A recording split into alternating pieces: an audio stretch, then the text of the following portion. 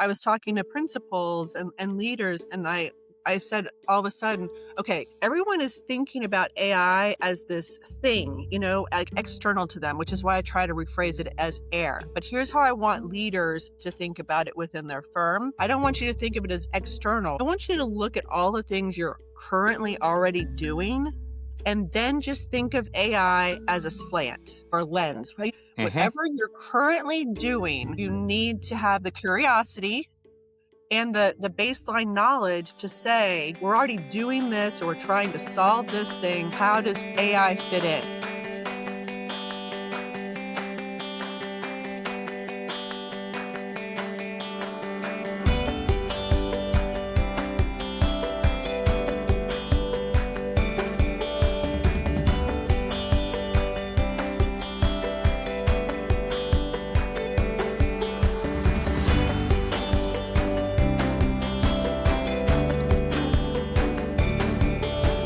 Hey everyone, welcome back to another episode of Activating Curiosity. I am Ryan Ware, and today's conversation is one that we've all been hearing about. It is in every feed, every article that we probably come across, and that is artificial intelligence. And it's been something that's been in the works for quite some time, but the last couple of years, we just can't get enough of it, or we've had enough of it. So today I wanted to have a real human conversation as it relates to artificial intelligence within the AEC industry.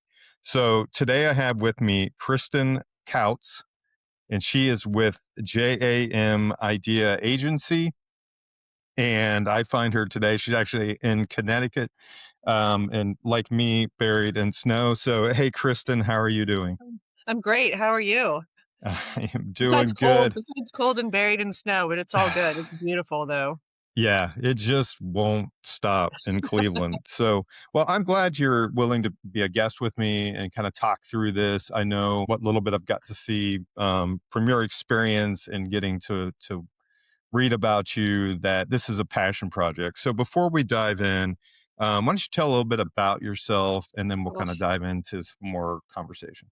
The dreaded one word sentence, I guess. I've been in our industry for about 3 decades. I know that dates me, but that's fine. We're going to own it. We're going to own it, right? It's wisdom. So I've been in our industry for about 3 decades. I have usually been in leadership and marketing, CMO, marketing director level. And I've always been interested in technology, if you will. Our industry, I'll be the first to say it. We're a little bit slow. We're a little bit, a little bit behind. Sometimes I say we're 2 decades behind. Our clients are 3 decades behind. It's not a dig. It's just a fact. But I've always been interested in technology, trying to do something different. And that's where this has led me. Almost 4 years ago, we started our own company and really started it to just do interesting marketing in this space. But when I was putting together a presentation about, and I'll say digital guerrilla marketing hacks, right? So Hmm. I've been collecting Chrome extensions, programs, platforms, like anything interesting that our industry did not necessarily do, but should be thinking about, geofencing included. And when I was putting that presentation together, trying to, whittle down about 300 of these tools to about 20 I could present, OpenAI handed us ChatGPT on the proverbial platter. And what I say about that too is it was just better marketing. AI has been around since the 1950s. We all know this, Hmm. but all of a sudden in October of 2022, November of 2022, it gave us AI in a platform that we're all familiar with in a dashboard on a website. And they were like, wow, where did this come from? And so I included it in my presentation and just realized very quickly that having sat at these leadership tables for the past several decades, that my purpose, passion, if you will, was that our industry is not ready for this type of. Hmm. Um, I don't call it technology anymore, Ryan. I call it air. It's just air. It's going to be in our lives, our professional lives, our personal lives. It's going to be so ingrained that we're not even going to know we're using it or need it or have it. And so I did the turn. I was telling my business partner, I'm like, all I want to do is make sure that our industry is ready for AI. And so Hmm. that's what I did. And three parts of this conversation are at my age. Okay, so this is also AI has does not have an age. Like everyone thinks it's Right. oh a young person's. It's not. It's. Oh, we can talk about that later. But I finally found something that I love to do, the industry desperately needs to understand and I might get paid for. So that's it's the trifecta, right? Finally. And Right. I didn't create AI. I was just ready for it. And I think also my marketing background sets us up as we are the best storytellers in this industry. And my entire existence, I have been taking complicated technical things and turning them into interesting stories. And here we are. Well, I mean, that's exciting to hear. Well, I've been in the industry about the same amount of time as you, Yeah. so that kind of puts us in about the same bracket. But Yep. I love what you said about its air. I mean, we can Mhm. get into that, but what you were describing is this: it's ageless. For And sure. while it's not new, advancements into, I mean, just through my life, like watching, Oh, chip sizes absolutely.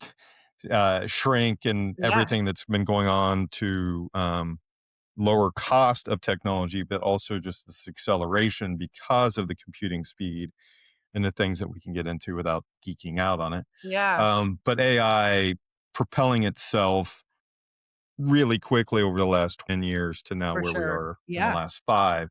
It it is ageless that we don't need to be in our 20s or 30s to utilize it, but at the same time, being human can have the same resistance or fears towards that new Oh, for thing sure. that we've Yeah. not touched. Yeah. So talk a little bit about, how you got into the area for AI within Right. AAC, because you brought this up, storytelling and doing it effectively to be able to get past those initial hurdles or barriers or resistance that we often see, like you mentioned before, with the slow adoption in this industry. Yeah. So talk a little Yeah. bit about that if Oh you my can. God. You have so many topics there, right? Okay. So I'm gonna back up just really quickly. So for anyone in the audience, what I really mean, and I think probably what you mean by the fact that AI is ageless or doesn't have this attachment to it, current and old technology. We have to think about AI as just technology we've never seen. It's like Hmm. and people have to understand that and it's really difficult. So when we think about technology, most people in our age bracket and above, they're like, oh, that's a young person's game. But what I have seen with AI, and this is, I have seen it with my own eyes, is that people who are older are embracing it. And I've had people tell me that they have to use it at home and bring the Hmm. results to work because their firms were behind. Maybe not so, we're moving out of that, but very clearly in the past 3 years for sure. And then I've had older people who have said I've pushed them into early retirement. So I'm like, okay, I get it, right? Then I have had young people who are like begging for it at work. And then I have young people who stand in front of me in an audience and I can watch the blood drain from their face. And they say, I'm not touching this. It's going to bring about human annihilation. So Hmm. it's not like it's truly not like anything we've ever seen. And I love the fact that your podcast is about curiosity because I have had people say, well, then if it's not an age, it's not attached to an age. What is it attached to? What makes people successful, teams successful, firms Hmm. successful? It is the curiosity of Hmm. leadership. And I mean that they cannot stand in the way of their firm and they have to be curious about what is going to make their people better. So, we have mentioned, you and I, before this conversation, we mentioned the fact that AI, when it first came out, and again, it's been help me with the math. It's 3.5 years now. I cannot even believe I'm Three saying and a that. half, 4. Yeah. Right. I can't Yeah. believe I'm saying it. It's crazy. But there's still so much noise out there. Maybe we're just all saturated now, but it was coming, fast and furious just about people who are fear mongering. And, if you're not using AI to be more efficient, what are you Hmm. doing? And if you're not using AI to be more productive, and in my DNA, I am very specific. I am not vague. I hate when people say things like that, but they don't define. efficient, and they don't define the use case, and they don't define Mhm. the tool.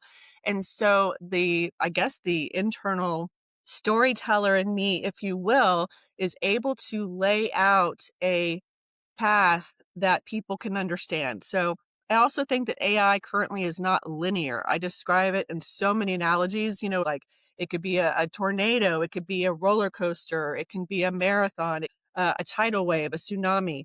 But um, our brains have to be able to take in the next logical step.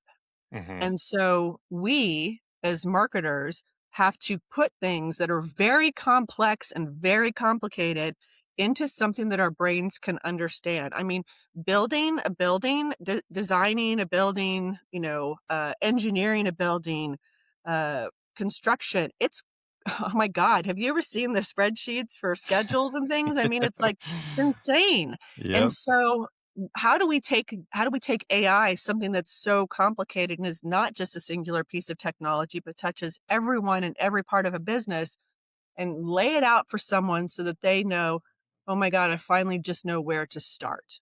Mhm. Where do you start? And so I think it's a skill set. Marketers have this skill set. And so also, when AI first came out and even continuing to now, it came out with text to text and text to image generation and text to video generation. Everyone's like, "Oh my God, marketing jobs." And Right. it was just the first iteration of what AI could do. It does it so much better now, obviously, and so much more. But marketers are the kind of the first.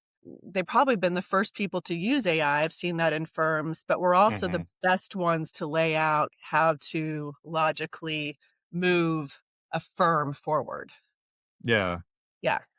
I mean, it's impactful to think about that, one, as humans, like, Yeah. that's just how that is how we function. As our brains don't recognize something right off the bat, and it takes so many times to see it. And Yeah. marketers are taught this, right? 7 plus times before we even recognize something 7 exists. touches, 7 touches. Yeah. So this area of, it sounds like the problem that you're aiming to solve is how do we tell this story without oversimplifying what seems very complicated or Yeah. overcomplicating it so much that it's actually more simple than that. And that's a balancing act with AI. Like I think about all the things that you're mentioning before that are thrown at us.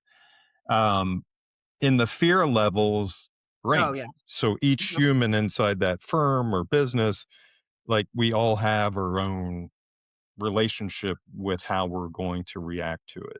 And I Yeah. think something else that you said is that clarity piece in this marketers being able to help individuals see that first to next step without okay, so you may not see all the way across this because Yeah. it's ever changing, but getting that initial buy-in from here is what it is and this is how you can use it and here's the first couple Correct. steps to take it. So Yeah. is the real problem, I guess, then that you see AI, a lot of it, everything's thrown at everyone and it's almost overcomplicated it to where it's left the human agency piece behind? Or how else would you describe this thing that you're like, I this is what we're aiming to solve and how we want to help people? I'm gonna go back to the really quick visual of um, the where we are with AI. So just, bear with me because we're, visual storytellers. I'm a visual thinker too. Everybody knows Mhm. this. Okay. So anyway, so when I first started this,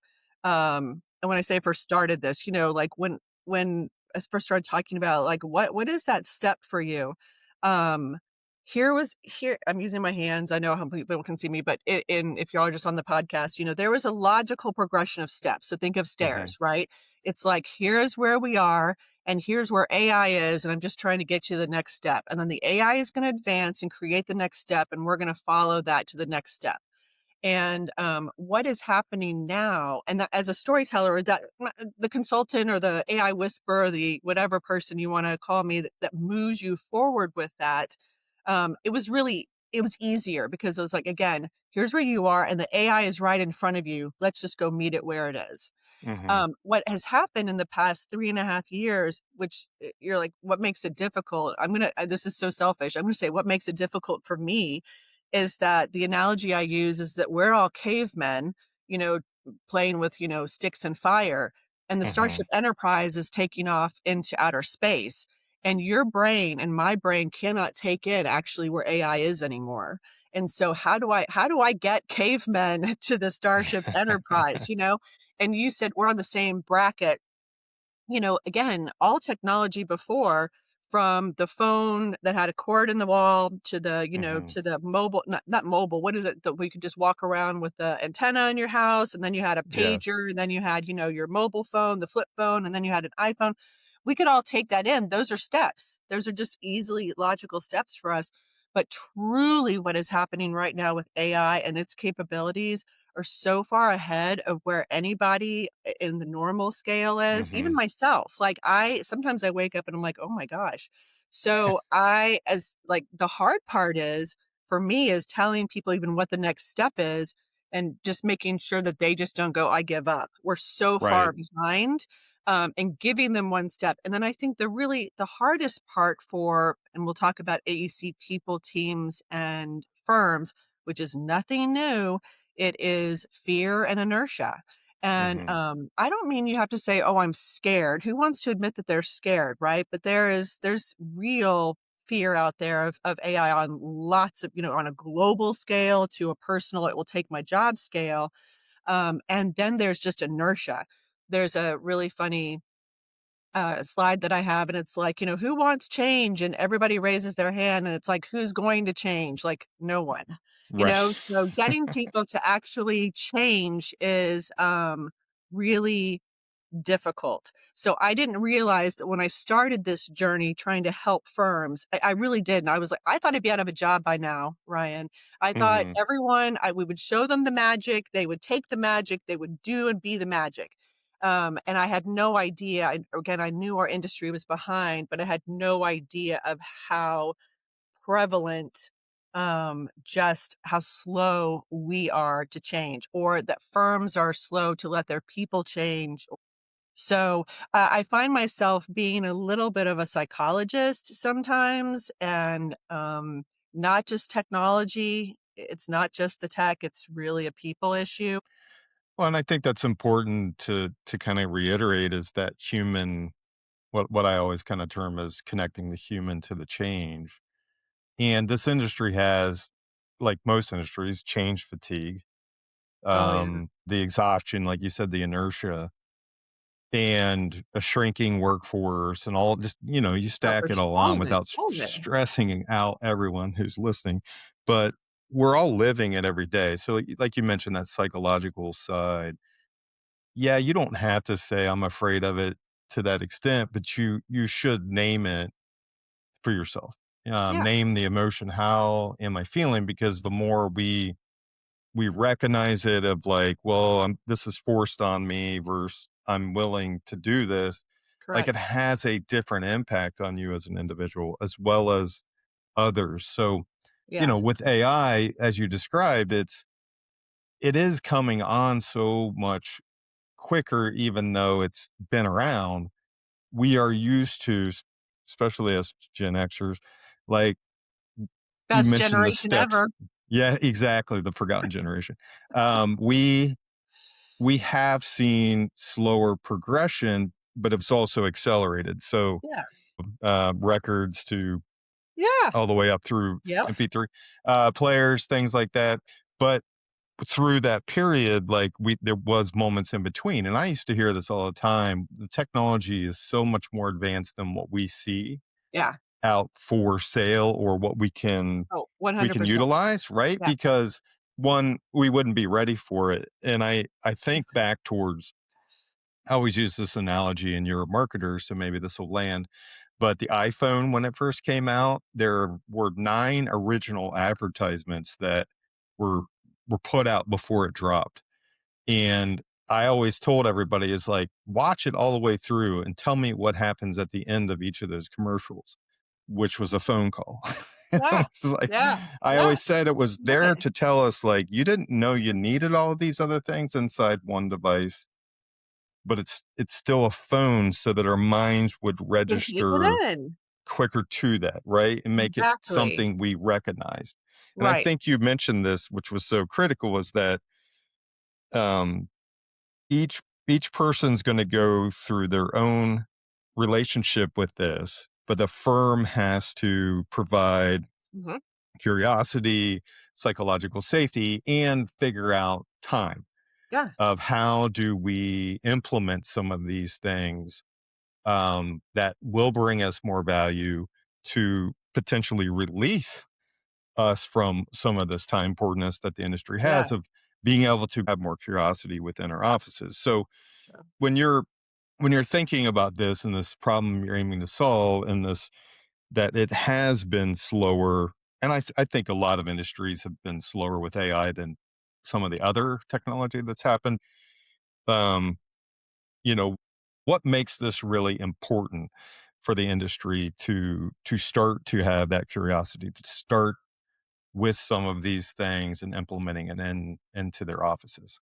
Yeah. So, okay, there's a twofold answer to this. One, uh, we have a recruiting problem. I mean, we can't. You said Mhm. we have a workforce. We can't find people, and so when it first hit, 3.5 years ago, I remember talking to a principal, and he said, "Oh my God, this is going to solve our recruiting problem." He went straight for that, and not getting rid of people, but just being able to, you know, X up our current staff to do better, be more productive, be happier. There's lots of metrics here. Mhm. And be able to do things that they couldn't do necessarily without getting more people on board. So Right. there's that. Then the other part is we are sometimes seen as a commodity because we charge by the hour. This has been a Mhm. problem. I didn't make this problem up. I've heard it for decades now, and I truly believe. Like when I first started talking about AI, I had and I said, we're going to move from hourly based to, value based. Like we're going to have to figure out our pricing differently. And then somebody in the audience said, well, but if I can do it in 15 minutes instead of an hour, I'm just going to get paid for 15 minutes. And so again, this is a rethinking of who we are as people, teams, and firms and an industry where our clients want us to have higher quality, safer drawings, and safer buildings. And we also want them built faster.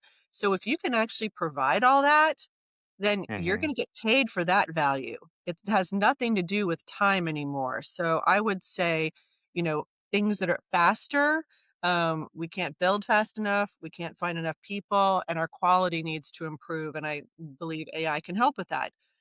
The other part I would like to just go back really quickly is, um, we talked about the noise before. So anybody out there who's just thinking again, how do I filter this noise? Like, where do we start? I mean, I had Mhm. the structure in my presentation, but I will tell you, I was consulting a couple weeks ago and I had an epiphany, which is awesome, which is why I love to talk about AI so much, because even my own thinking changes about it. Right. And most people are like, again, it's the I need AI, Right. why do you need it? I have no idea. When do you need it? Right now. So we always start with the why. We start with the what problems are you trying to solve? What are the Mhm. challenges you have? And let's figure out that AI. You don't just say, oh, we need AI. AI in itself is not a strategy. It is to help you be better at whatever you're doing.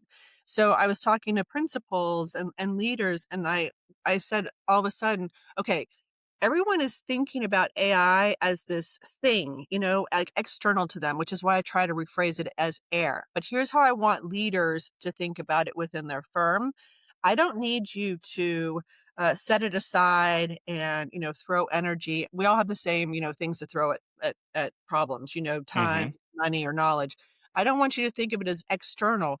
I want you to look at all the things you're currently already doing and then just think of AI as a slant or a bent to it. I want you to, or lens, whatever word you want to use. Mhm. Whatever you're currently doing, you need to have the curiosity and the baseline knowledge to say, all right, we're already doing this or we're trying to solve this thing.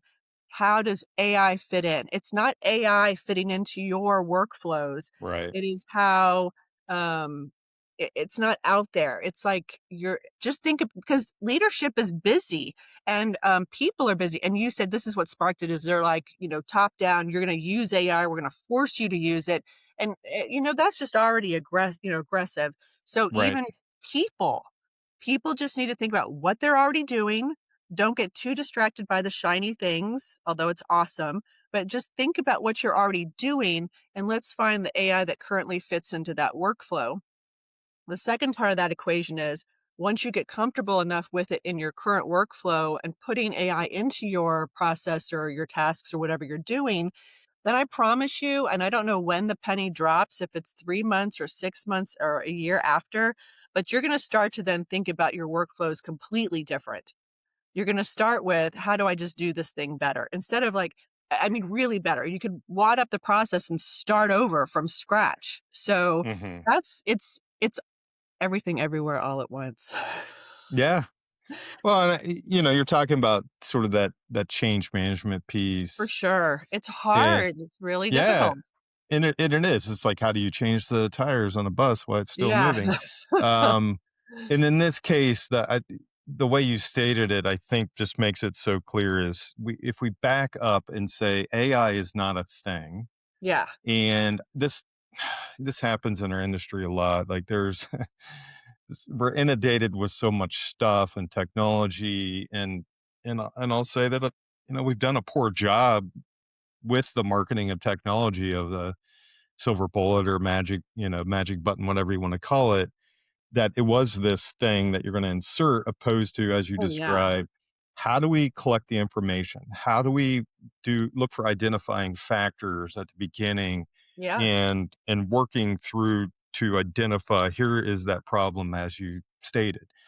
And we do that. That's why we start businesses. It's like, well, does more than one person have this problem more than one Yeah. time? Yeah. And I think AI maybe was coming at us so much quicker that it suddenly forced itself into this thing, as you're saying. And if we can just, and I love that you stated it, because just reframe, like, take a different lens and take a different look at it, and understand how you're currently working. And all software is sort of embedding it, but like, what are the things that are draining you as a business? Right. What are the things that 100%. are repetitive? What are the things that aren't bringing, you real value or ROI, that Yeah. as an architect or an engineer that you're Yeah. doing? Um, because I don't, all the things that you probably have seen, and I'm from a consulting side, but like all the technologies and different AIs that are out there, like, I think there's tremendous value in, predictive, being able to predict things. To I think about earned value management within ERPs, and especially with architects, like when a Yeah. budget is getting off, you should be able to see it faster, not only as an individual and team, but as a business owner. Like, what 100%. adjustments are you going to make? And the, one, you have to understand what all of that means, but two, how to advance the technology and utilize it so that you're getting the data aggregation to a point and a dashboard that Yeah. is information that's usable. But it can't be just take the technology and plug it in, it's automatic. You, as the humans, and this is, what you're really talking about, is getting the humans involved in that piece, and Sure. taking the agency back to, it is my job, it is my role, this is what I'm doing, this would be helpful if I had it. So, is that, am I hearing you correctly in that Yeah. piece of, like, it is really multiple areas of change management? Some people might be at the beginning of it, some people might find themselves in the middle Yeah. that are a little stuck, and some Well, people just want to create a culture of change, for potentially. sure. Okay, so not change for change sake. Yep. Change for whatever your, metrics are, for growth, for being better, for, and almost every single one of this is a marketing thing. Almost every single one of our firms in our industry is like, we are committed to the environments and the communities we live in. We want to make spaces that are better for people, right? Hmm. So it's all of that. One of the things that you mentioned, okay, so if most people out there, this is so basic. Most people hate receipts and timesheets. You know what I Hmm. mean? Let's get that off our plate. So that's minutia. That is like in the weeds, a real problem that most people have. And if we could take that off their plate, they could go do something bigger or better with their time. And then what you're talking about is leadership really and people, when you talk about data, they're like, what is that? What does that even mean? What does data mean? And I'm like, it's Right. all the spreadsheets and information that you have and being able to have a conversation with it. And it's aggregated in such a way that you can actually understand what it means for your business instead of looking at a spreadsheet or fields in your system where you're just looking for particular things to say, oh yeah, we're doing okay.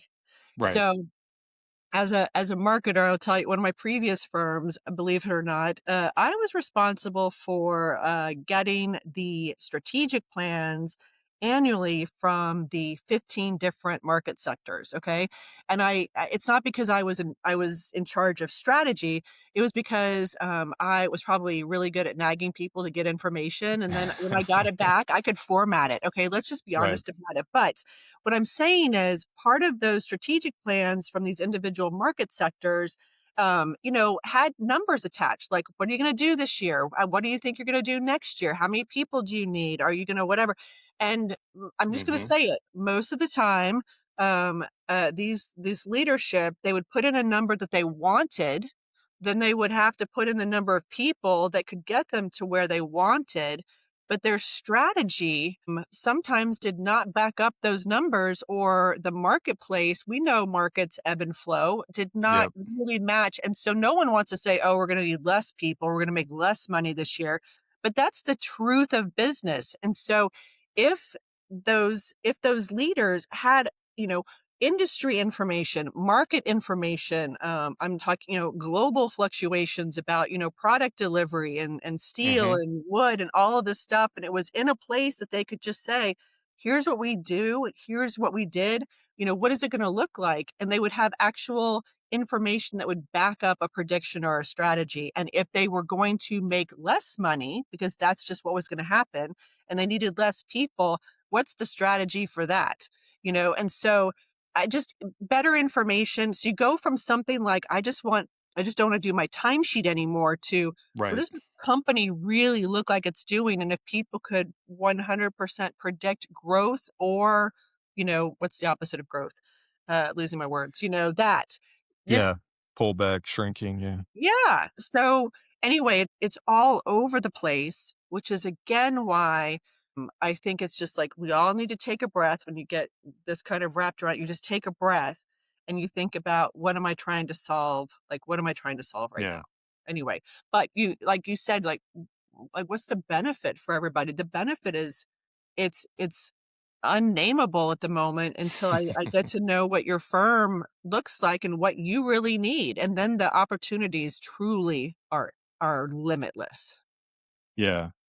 Yeah. And I think that's fair. I think when you go in, like when I think about coaching and consulting or change management, like I'm looking at where they are now, right? So it's Yeah. like a GPS and trying to get them to their action items and heading towards the ultimate goal that they want to get to, knowing that, hey, the goal can shift and situations will change. Like if we're if we're too reluctant to understand that a situation we're in today differed from 10 years ago to what today we have in the Yeah. situation versus 10 years from now, like we're not we can't use the buzzword agility, right? Like Right. we Yeah. just end up stuck.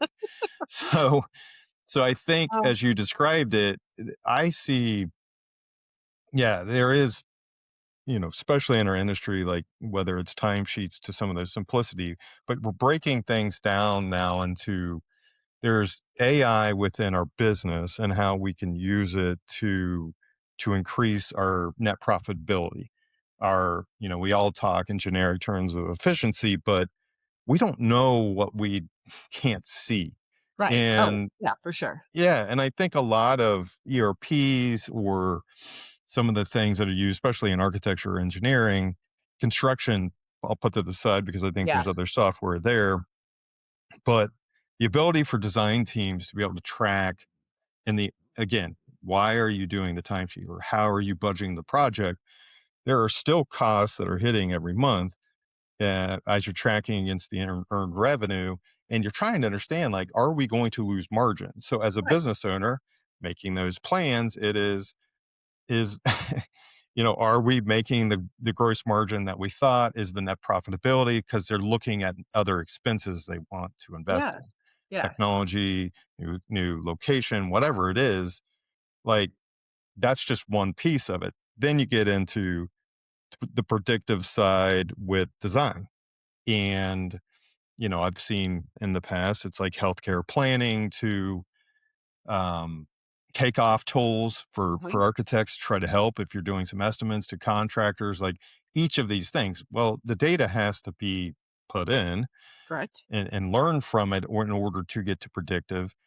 And you can go all the way to the field of like open space and some of Yeah. those technologies where they are for safety, security, like you said, geofencing, or being able to, this is one thing that I think is huge, is like when to bring material in, where should the material be placed based off the flow or typical flow, so that you're not going up a bunch of ladders or moving material 1,000 times that is a bunch of waste in the field that could bring Yep. ultimately cost down.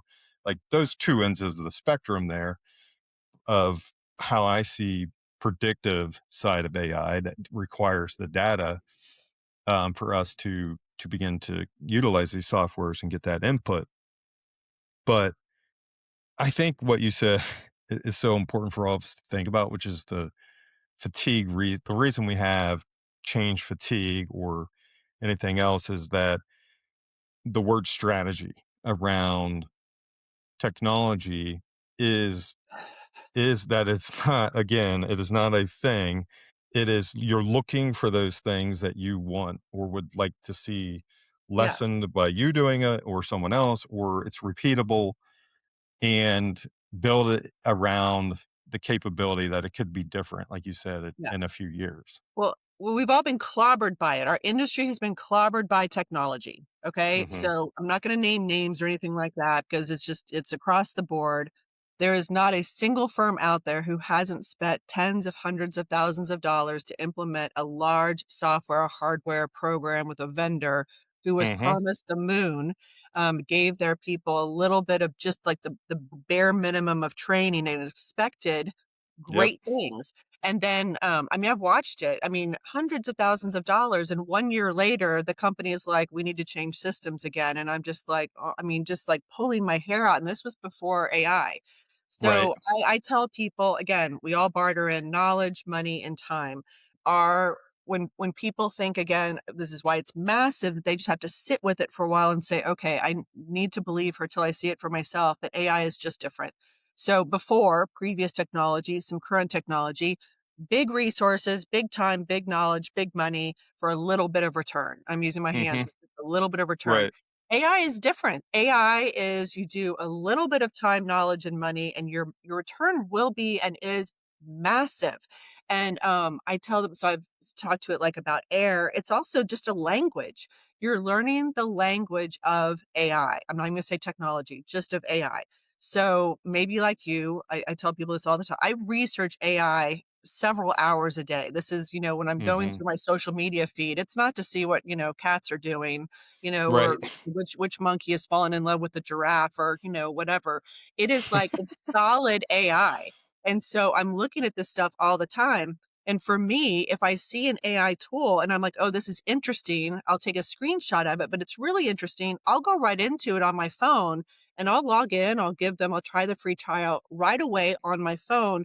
There is no learning curve for me. It is a language. It all functions the same. It just kind of depends on what you're asking it for and what it's specifically trying to do, how it was built. But when people get this language, then it's just, again, I just keep saying that the possibilities are really are Hmm. just, the opportunity is open. But going back to, it's not like anything we've ever seen before. Right. It's not It's new clunky. territory. It's not clunky. It's not hard to use. The interfaces aren't, manipulative. And so, yeah. Yeah. I mean, I think it's probably because it doesn't, You're not getting it out of out of a box, an old CD that's dated ourselves a Yeah, little more, or you're CD. Oh downloading gosh, it, what's a right? Like CD, Microsoft. Ryan? Exactly. So now it's like, okay, so I've got to go into this this app or this Yeah, software, and it's supposedly going to help me in whatever way yeah, possible. yeah, And what you're talking about is your own curiosity of like, I'm just exploring to see like 100%. what people are thinking. Yeah, And I think there's a lot of slop, AI slop that we all yes, see through our feeds. And the real power in this is our own imagination or a challenge of our own kind of lack of imagination or failure of imagination where yeah, we're just not sure because we can't as humans like again we like to see all the way across that goal like every step we're going to take and it's like it's not the case with this. It is different. It can sound very complicated yeah, and the reality is like you could put it into to certain buckets of a problem that you want to try to solve and then explore that problem. It is how to increase safety on the job yeah, site. That's what we want to do. Here's the things that we're seeing as constant. And then you begin to explore the possibilities of maybe technology that's already out there or something that you would like to have internal.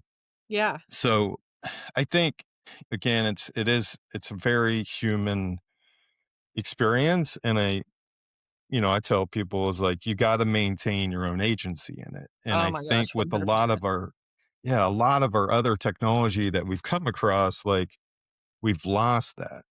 We've lost that connection to one another or releasing our own choice and decisions and handing Yeah, it off, and AI is an opportunity to help, I think, accelerate. I use it a yeah. lot to just help accelerate my own decision making, getting things in front of me, Oh, help, for sure. brainstorm, whatever it is, knowing that, hey, it's gonna just like a human going to make mistakes. So I Yeah, am while it's maybe aggregating and pulling and putting information in front of me, I'm still the validator. I'm yeah. still the check system. For sure. I'm gonna give you a really quick example of something you just said. I'm gonna make this concrete. So you said AI slop, which Hmm. is like, I get it. And when people tell me about that, there's lots of ways to fix that problem. Okay. We don't have to get into that today because it's like it's just more on the technical, like, Right. active side. However, what I will say is this. If you're not a good writer, you know you're not a good writer, and you're like, oh my gosh, I'm going to use AI. I'm using AI. And you haven't given the instructions, you haven't trained it on a knowledge base for you. And whatever comes out of AI, and you're like, oh my gosh, I'm a great writer. Let me tell you something. You're not a great writer. Okay. Right. You never have been. And with AI, you're still not a great writer. You just think you're a better writer than you were before, but you still are not a great writer. Instead of taking that output from AI and it's the human problem, we're like, oh, that's great. What I would say is, and this goes back to the curiosity, constant learning, trying to be better as a human, you absolutely can use AI to become a better writer yourself. When you use AI again, you will know if your writing is better or not. So in Hmm. that regard, AI, sorry, I get loud when I get excited.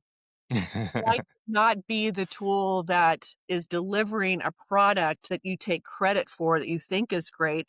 AI is now turned into the teaching tool for you to Hmm. be better at what you are not good at. Yeah. So it's like, I mean, I'm a painter, right? And so I'll never be a Picasso. But if you give like just because you give me a paintbrush doesn't make me Picasso. And AI is that instead of, again, I'm just going to repeat it one more time for the Right. people in the back. Using AI and the output of AI for you as a human, first of all, you can't copyright it, you can't trademark it, you don't own it. So, but taking credit for something that really isn't great because you don't know any better, you need to use the AI to teach you to be better. Yeah. So that's the human part. And people have asked me about education. God, that's a whole nother topic, Ryan. Education and teaching the younger generation that how do they know what comes out of AI, if it's good or bad, or if it's, Right. awful? Well, this is the part. I don't want if you're in the learning mode of your career, then you're not going to use AI to create a quality product. You're going to use the AI so that you are better to understand if AI is creating the quality product. And Yeah. so again, I would like to say, just it is investment. Yes, the technology, AI of any kind is going to cost money, but the real investment, which we seem to know is important, we talk about it all the time, training, training, training, but firms are like, we don't want to do training. It just, Right. where does the investment go? It goes into your people. Yeah. I mean, that's people talk about training being a cost. Training costs is like that's an investment, as you just said, Investment, correct. right? And Yeah, it's I think you said it so but clearly done well, there. Ryan, done well. I'm not talking about generic, mm, generic stuff. It's like, again, figuring out your problems, and the solution to those problems could be technology, it could be AI, or it could be people, Right. mentorship, training. So specificity in investment is also where I'm at. Yeah. Well, and it's I mean, there's truth in all of that in the sense that it's like, hey, don't the agency part of it is that it is there to just give you something to help with a decision or working through a Yeah, problem, and it's still on you to know that you're in the world, you are present, you still know you're here because other people have to absorb what you're going to maybe put out. And yeah. you described being an artist, and that's I was talking about earned value management. Well, you have to start with understanding what earned value management Yeah, means yeah, first, because the data will lie to you because correct, you're still the correct. ones plugging it in. Yes. So it is it, it is just there to help elevate us, especially Yes. with a lot of the stuff that we're talking about within businesses, within AEC.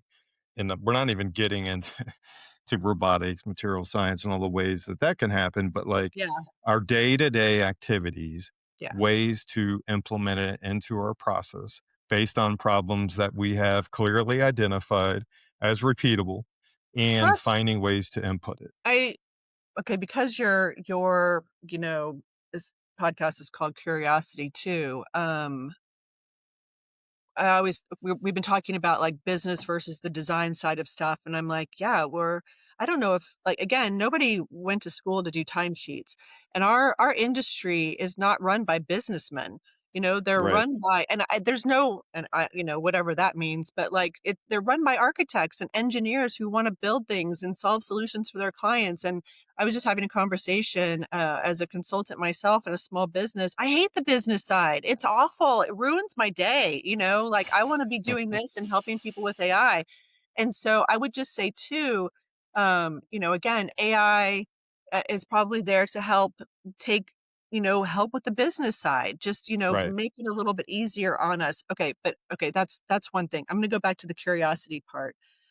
So a lot of people, and again, because AI has been exploding in the past 3.5 years, a lot of people are also, I'm going to use the word curious about what other firms are doing and what their Yeah, competitors are doing. Not so much the clients. I think clients are behind us. But what their competitor people come to my seminars all the time just to see what other people are doing. And so I would actually take this. My advice would be, if I can give it, is that's fine, and you can look at what other people are doing, but looking to the exterior to help your own firm is going to do nothing for you. Your right, curiosity has to be focused on your own people. So again, visual, like, the horse with the blinders on, running on the racetrack. Like, it's great, but you need to focus on yourself and your own people. And that's how you're going to get so much farther ahead, rather than thinking somebody out there is building their own AI and la la la, because there are those stories out there too.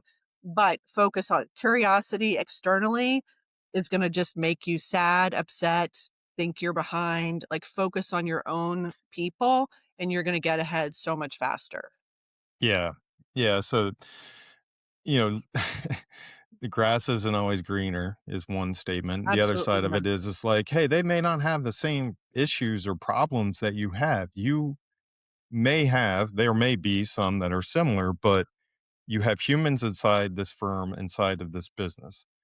They have their own relationship with all of this stuff that you have to figure out, understand, Yeah.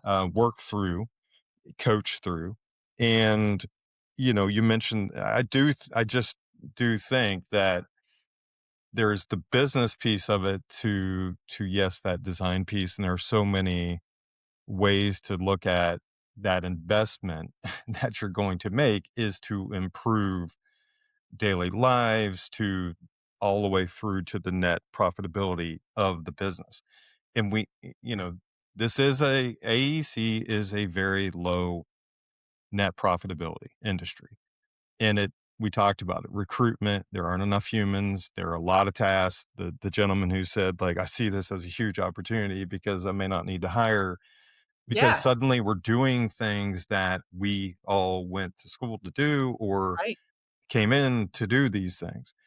But that piece of somebody pushing it down on top from the top down without really understanding what it Yeah. all means to Yeah. everybody, and then, oh, it doesn't work, so we took that software out, or you Yeah. blame the software, and Yeah. it's like, well, you gotta slow down.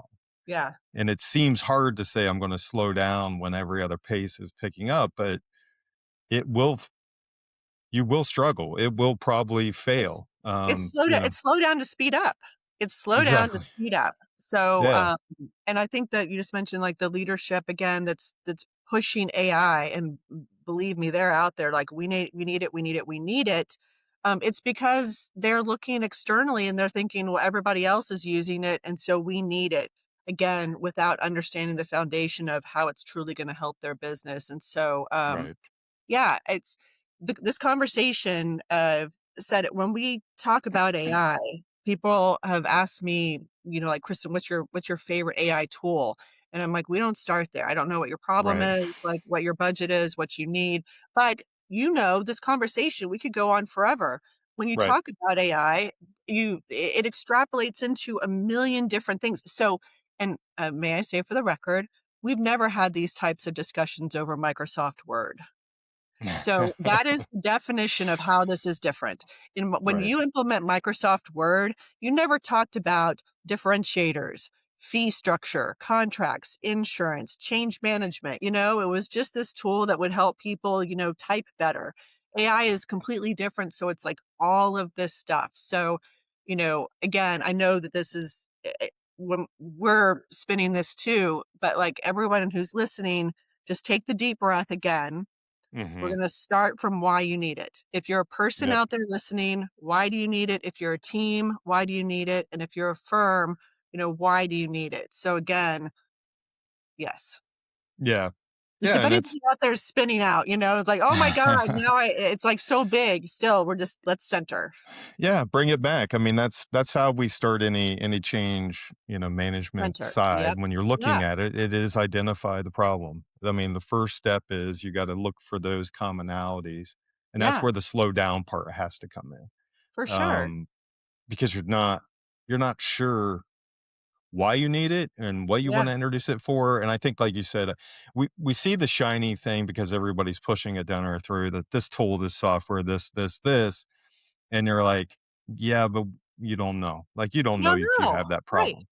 So, when I think about it, it's like there is a cost to not doing it just Oh, as much as there 100%. is a cost Yes. to doing it and doing it incorrectly. So, you know, if you were when you're talking with clients then who maybe aren't looking at it or thinking about it, knowing that it's not a thing, um, and I'm sure you're seeing this because 'cause you're trying to educate how Right. to think about it. Like, what do you most commonly see as a cost? Not it doesn't have to just be financially, but as an industry as a whole, Mhm. by not slowing down, by not looking at our problems and seeing this as a real opportunity, like, what do you feel that and think that it is costing us, by not doing that? Going back to the people and the recruiting and retention. Mhm. So, one, you won't be able to recruit people without it. Mhm. The younger generation wants mentorship, they want real onboarding, they wanna understand, they wanna use the technology. Um, and if you okay, this is gonna be I don't know if this is gonna be controversial or not, but I'm gonna say it anyway. So I've said we're 2 decades behind, our clients are 3 decades behind, and what I have seen is clients who are starting to enforce things around AI that will be extremely detrimental to our industry. And because firms and people don't understand enough about AI to push back or educate their clients about why this requirement is, Mhm. not gonna go, then we just have an education problem there. So I will say, I'm gonna say it for the record, if our industry, the built environment, is led by clients who don't understand AI, we are in for a real world of hurt. Yeah. Real world of hurt. So I have 2 examples. One example with the client, like, they are now starting to dictate in their RFQs and RFPs that no AI can be used on submittals. Well, it's a ridiculous requirement. I mean, Mhm. Grammarly is an AI tool, for God's sake. So Right. it's a ridiculous requirement, and so that's crazy to me. I mean, there's no our industry, not just, again, people, teams, firms, our industry in and of itself, the cost of not understanding what this is, to be driven by people who also don't understand what it is, to stop your business from growing or being better is massive, massive Mhm. problem. And then because that happens, and if we're gonna slow down even more, then our industry is ripe for the things that they are most afraid of, which is a two-person firm coming in that's gonna deliver drawings for, 1/5 of the price at, 10 times the speed. Mhm. So, those are okay, let's end on that note, Ryan. Everybody go I mean, let's bring Ever everybody down. let the fear rise. Okay, but let me tell so let's go back to that because again, I'm a techno optimist.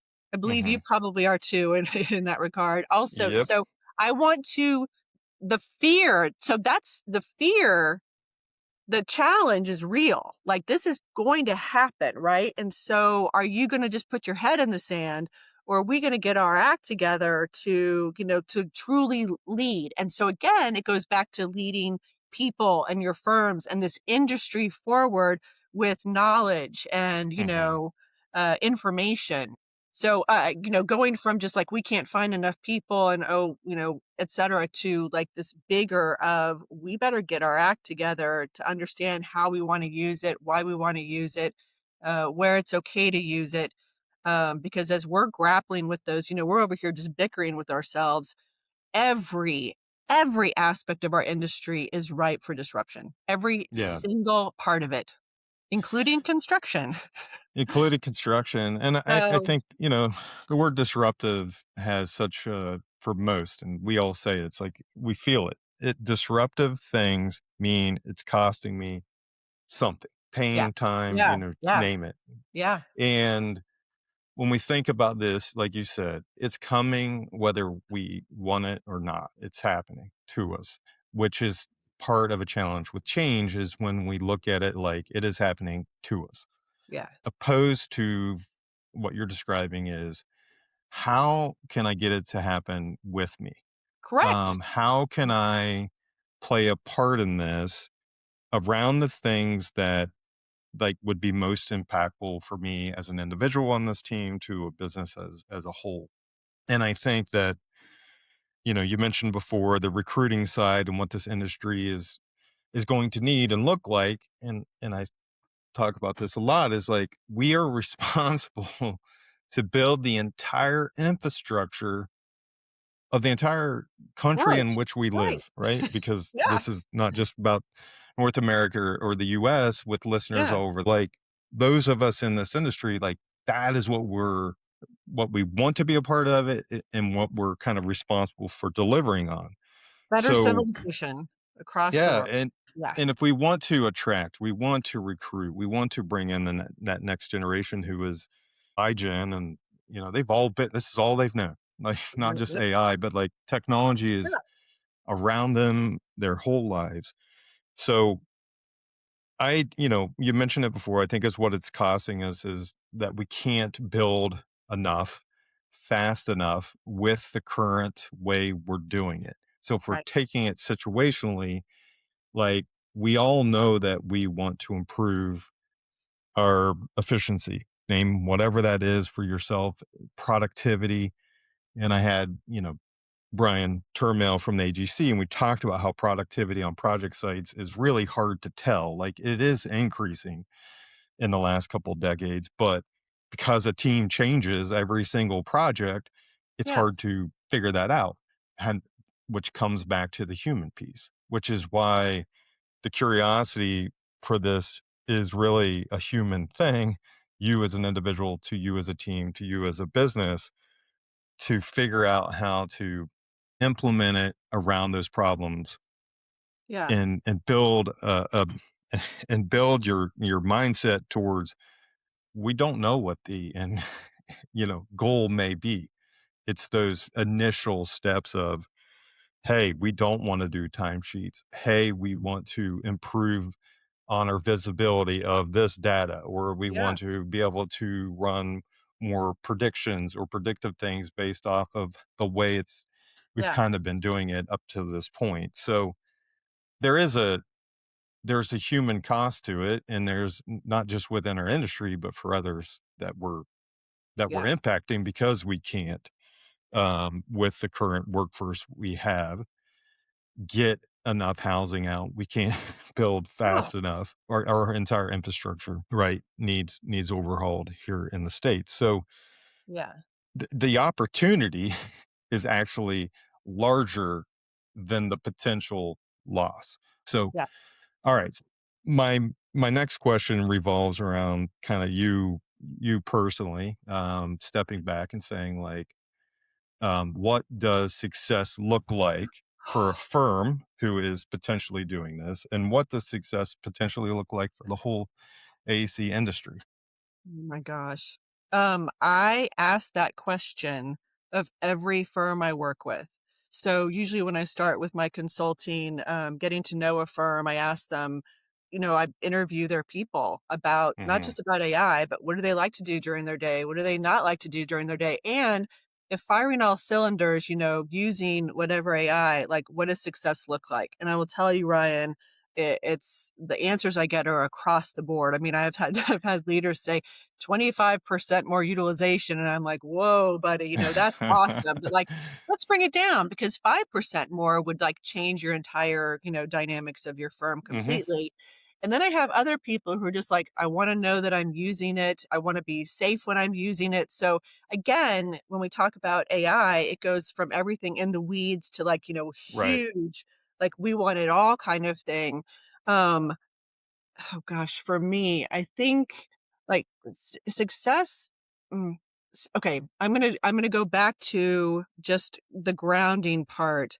I would say success for a firm early on would just be everyone understands what it is and that they have the opportunity to use it.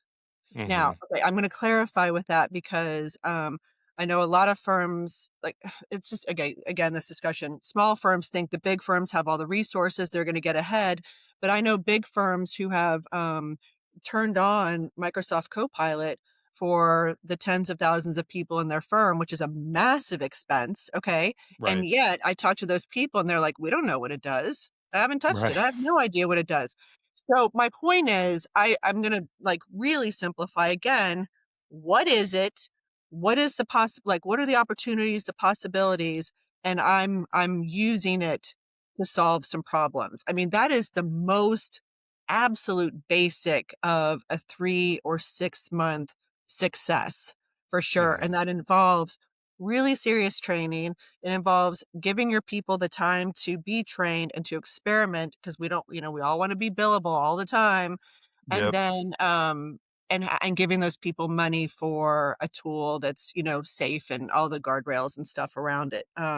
if you're going to turn on the Copilot, you better be training those people to understand what it is and what it can do, and more importantly, unfortunately, at the moment, what it cannot do, because it can't do a lot. So anyway, my 3-month success, 6-month success is just having your people understand what it is, and using it somehow in their daily workflow. And I will tell you, there was I think it was a Gallup poll that came out last year who said 8% of American workers, 8% use AI every day. And Ryan, Hmm. they did not clarify what that AI is. So again, it could be Grammarly. So Right. if you're using it every day, you're competing with only 8% of other American workers. I know that's not the AEC industry, but still, success is understanding what it is and being able to look at the problems that you have and see if AI is a possible solution for it. On a larger scale, because again, people are curious, what's everybody else doing? I don't know a single firm that's killing it. That is, Hmm. that there's no judgment on this face. It is just a Right. fact. And that's why I say look internally to figure out how you can move your own people forward and you will win this race. Hmm. So, yeah. No, I mean, you spell it out as, slow down, have empathy, Yeah. identify again, we keep coming back to it, which is part of that change management, but you got to identify what it is that Throwing you money at this want to use it. is not a solution. There's no solution here. You Yeah. again, throwing the money at this type of technology is not the solution. You throw that same money at training, it is going again, money over here to teach your people the language of AI. It will benefit you for the rest of their career, Yeah. and your firm. So, Yeah. yeah, Well, and that's the biggest part, and that's why I think, 70% of all change initiatives tend to fail, you which is what a lot of the groups that do a lot of the studies, it's not the thing. It's not as you described. It is us as humans not slowing yeah, down, providing the empathy, psychological yeah. safety, whatever it is that we're going through to even Well, know, proof. like, How about just proof. proof? I mean, Yeah, proof and the words you were talking before and the word just like justification came to mind. I think you were talking about how AI is happening to us. We are right. not a participant in that, relationship. And I was thinking to myself, okay, do I think AI is happening to me? Um, and I mentioned earlier, it came along. I did not create the AI, but I was at a place where I was like, oh my gosh, this is totally for me. Do I think it's happening to me? No. I think I am a part of this because I can justify what it is and why I use it, which goes Mhm. back to if a client were to tell me you can't use I have enough information and knowledge and, hands-on in it to say, this is what I'm using it for. This is why I'm using it, which is why I'm, Right. consulting because I can tell people this. But it's the proof and justification part of it as well that makes you, I don't know, just gives you gives it here. You're just More credibility, yeah. credibility. Correct. Yeah.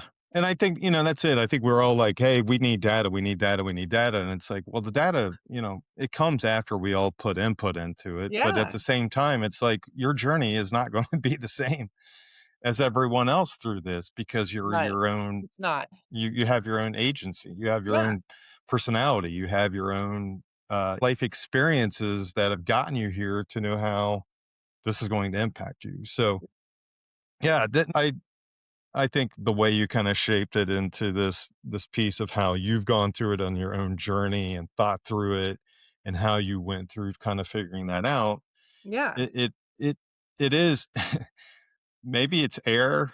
It becomes this thing that we're so used to that we just don't even know we're taking it in anymore, or, it's this thing that is happening alongside with us, and it's growing with us and part of our new life experience, and that we can actually shape it Yeah. for ourselves, for our firms, for our industry, to not fear it as much, but look at it as like, how does this become, like co-pilot, companion, name it whatever Yeah. you want, that it's helping you become who you want to be, Yeah. not replacing you, not creating you to become irrelevant, and not doing you know, you don't magically become that painter because of it, or No, that writer because of it, but it is helping raise your who you level of are. awareness of things and who you are. So, Correct. I mean, um, I say this, this is not new to people who've seen my presentation. I'm drinking out of a Wonder Woman mug at the moment, but, like, it's AI plus you equals super you. We're not mhm, like, it's not it just is it's going to make you better. I know in several places, I don't know, I'm gonna say this out loud too. I'm not sure I could go back.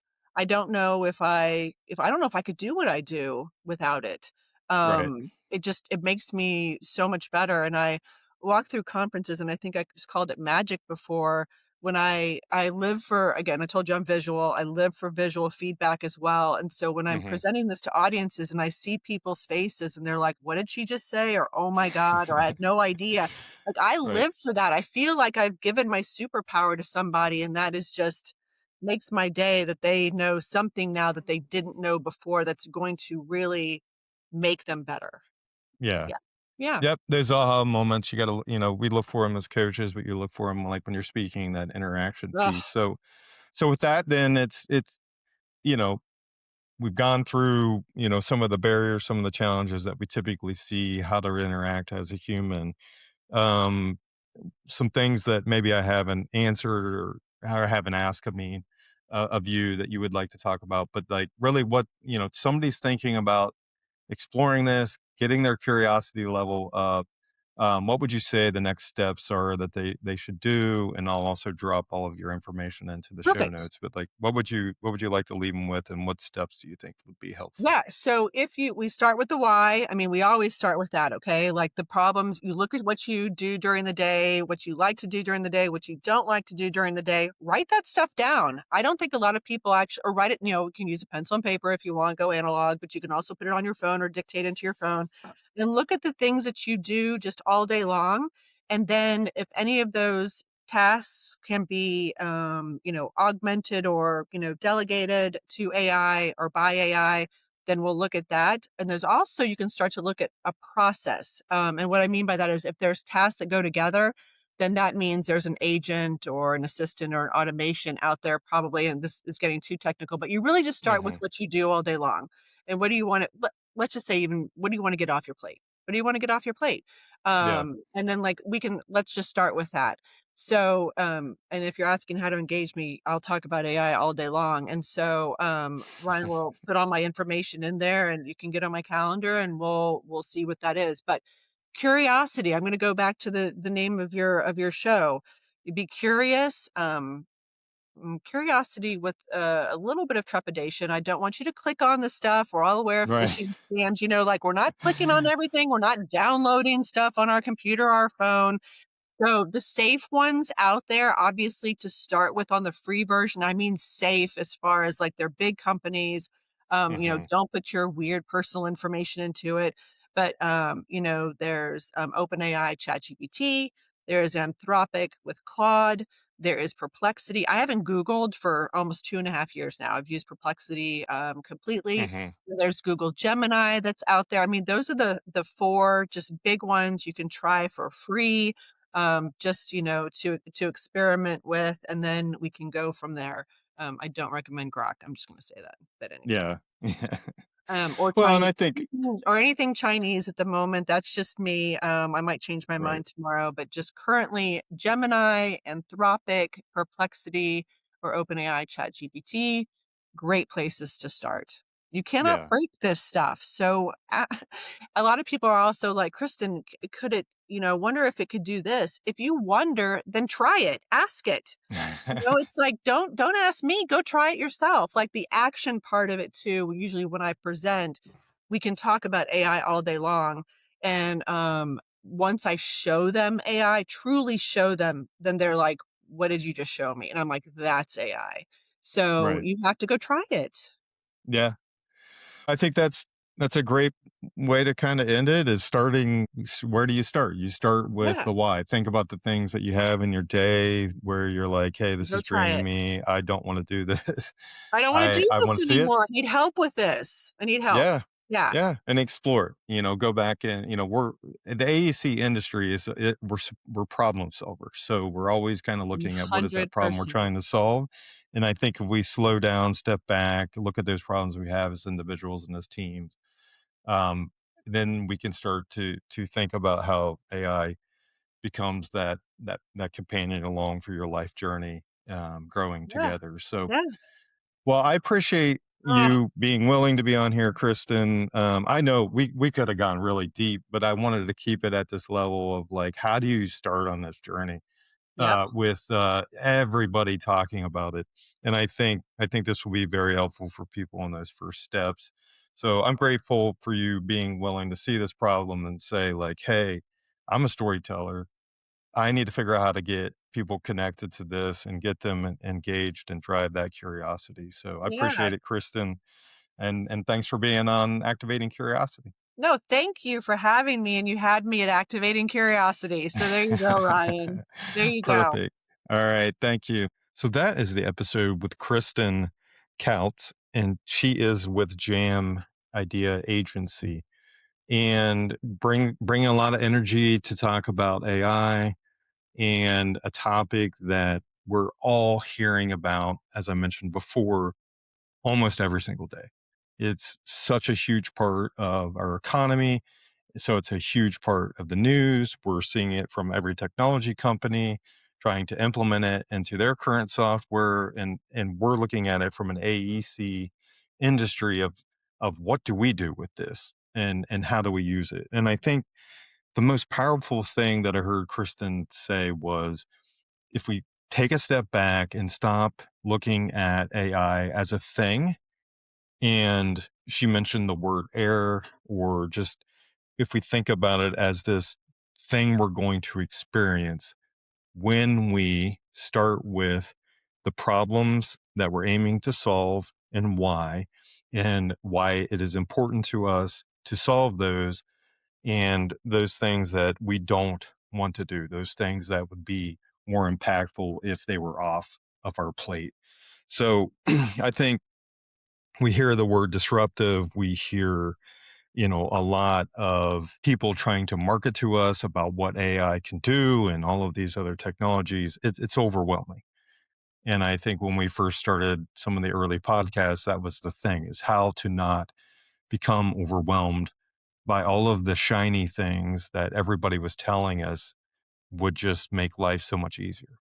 And when you're thinking about anything around change and change management, we really want to help get all of us to this point of being a willing participant by understanding how we're feeling, by naming those things. Like, what is it that we fear? And I think in a lot of times it really just boils down to what is it we're trying to solve and why. And that was probably one of the most critical parts of our conversation. And we didn't want to go too deep with a bunch of softwares and ways to use the tool, but more so into how should we be thinking about it for ourselves and for our business. So until next time, I hope that you are able to stay focused on all of those things that you feel are important and that you want to begin to find solutions to address and solve. And I hope that you are able to continue to activate your curiosity within yourself and activating curiosity within others. The Activating Curiosity podcast is brought to you by Connected Consulting Group and Connected Coaching, part of the Curiosity Building Experiences. If you enjoyed today's episode, don't forget to subscribe so you'll never miss a conversation. Share the podcast with your network and help us bring more curiosity into the construction industry. Interested in becoming a guest or a sponsor? Visit us at activatingcuriosity.com for more details. Until next time, keep leading with curiosity.